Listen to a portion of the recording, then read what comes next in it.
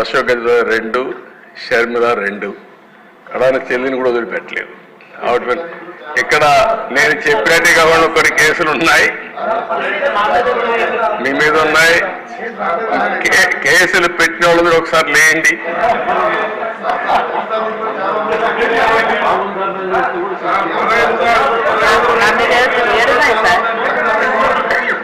చూసారా అందేశ 7 కేసులు ఉన్నాయి. అంటే రాజకీయ పోరాటం చేసిన వాళ్ళందరిపైన కేసులు పెట్టారు. అంటే ఇంకెప్పటికీ బయట రాకూడదు అనుకున్నారు, కానీ నేరుగా ప్రజలు ఆలోచించి అసెంబ్లీ పంపించారు అధ్యక్ష అందరినీ.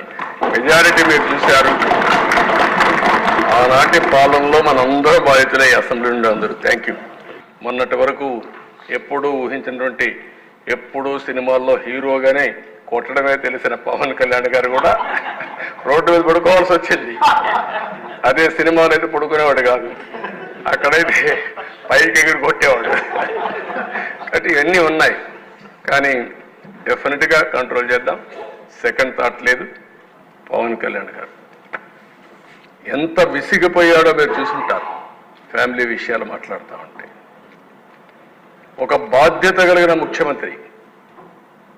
నేను కూడా మాట్లాడాను. ఇది చూసిన తర్వాత వాడికి బుద్ధి రావాలనే ఉద్దేశంతో అలాంటి వ్యక్తులకి ఒక మాట అన్నాను.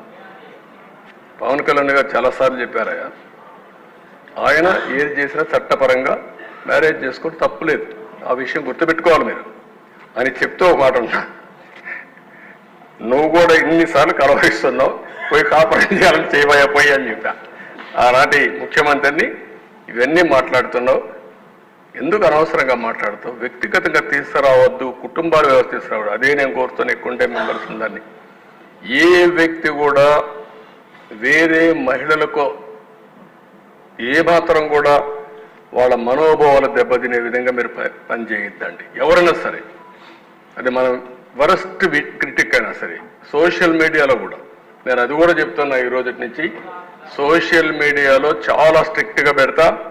అవసరమైతే మొత్తం అనలైజ్ చేస్తా, సెపరేట్ విభాగం పెడతాం.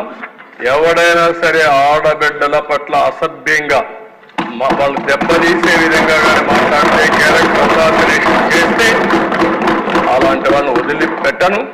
పబ్లిక్లో నిలబెట్టి ఏం చేయాలో చేసి చూపిస్తా డెమాన్స్ట్రేషన్. ఆ విషయంలో ఎక్కడా రాజీ లేదు.